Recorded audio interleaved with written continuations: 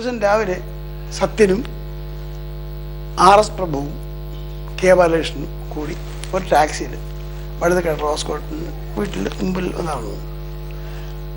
അടൂർ ബാസി ലുങ്കിയൊക്കെ എടുത്ത് ഒരു വീട്ടിൽ നിൽക്കുന്ന വേഷത്തിൽ അവരെ സ്വീകരിക്കുന്നു. ബാലടം പറയുന്നു, എടാ ബാസി നമുക്ക് ഒരു സ്ഥലം വരെ പോകണം, പെട്ടിയെടുത്തു.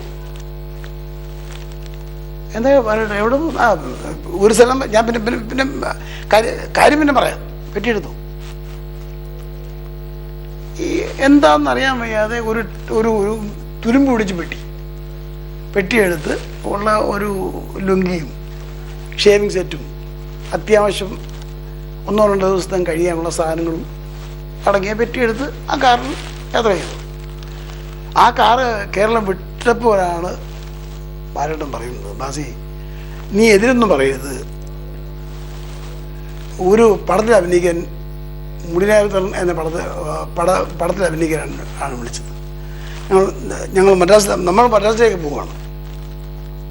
നിവൃത്തിയില്ല, അങ്ങനെ മദ്രാസിൽ പോകുന്നു, ഈ സിനിമയിൽ അഭിനയിക്കുന്നു.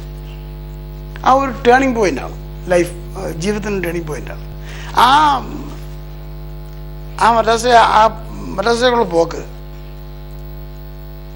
ഒരു 5 വർഷം കഴിഞ്ഞ് അടൂർ ബാസി തിരിച്ച് കേരളത്തിൽ വരുന്നത് ഏറ്റവും ജനപ്രീതി നേടിയ കലാകാരനായിട്ടാണ്.